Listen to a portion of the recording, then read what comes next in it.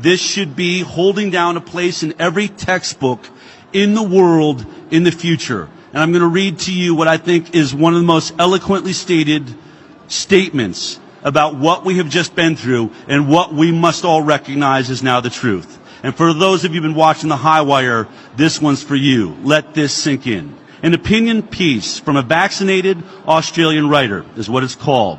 If COVID was a battlefield, it would still be warm with the bodies of the unvaccinated. Thankfully, the mandates are letting up and both sides of the war stumble back to the new normal.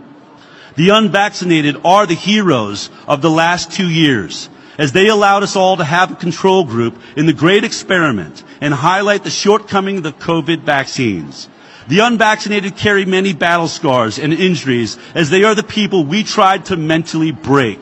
Yet no one wants to talk about what we did to them and what they forced the science to unveil. We knew that the waning immunity of the fully vaccinated had the same risk profile as others within society as the minority of the unvaccinated, yet we marked them for special persecution. You see, we said that they had not done the right thing for the greater good by handing their bodies and medical autonomy over to the state.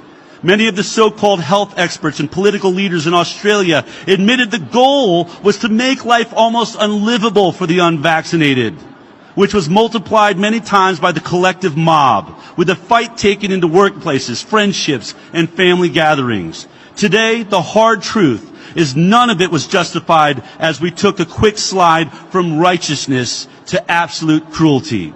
We might lay the blame on our leaders and health experts for the push, but each individual within society must be held accountable for stepping into the well-laid-out trap.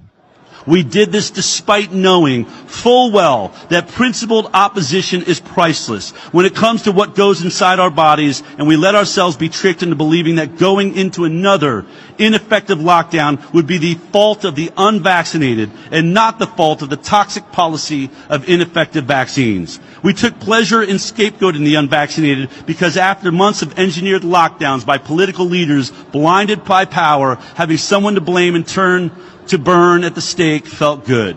We believed we had logic, love, and truth on our side, so it was easy to wish death upon the unvaccinated. Those of us who ridiculed and mocked the non-compliant did it because we were embarrassed by their courage and principles and didn't think the unvaccinated would make it through unbroken. And we turned the holdouts into punching bags. Lambie, Carr, Chant, Andrews, McGowan, Gunner, and the other cast of hundreds in prominent roles, and we here in America, we could add Fauci and the rest of them, and Biden in prominent roles need to be held to account for vilifying the unvaccinated in public and fueling angry social media mobs. The mobs, the masked Nazis, and the vaccine disciples have been embarrassed by betting against the unvaccinated because mandates only had the power we gave them. It was not compliance that ended domination by big pharma companies, Bill Gates and his many organizations, and the World Economic Forum. It was thanks to the people we tried to embarrass, ridicule, mock, and tear down. We should all try and find some inner gratitude for the unvaccinated as we took the bait by hating them, because their perseverance and courage bought us the time to see we were wrong. So if mandates ever return for COVID or any other disease or virus, hopefully more of us will be awake and see the rising authoritarianism that has no concern for our well-being and is more about power and control. The war of the unvaccinated was lost, on the unvaccinated was lost, and we should all be very thankful for that.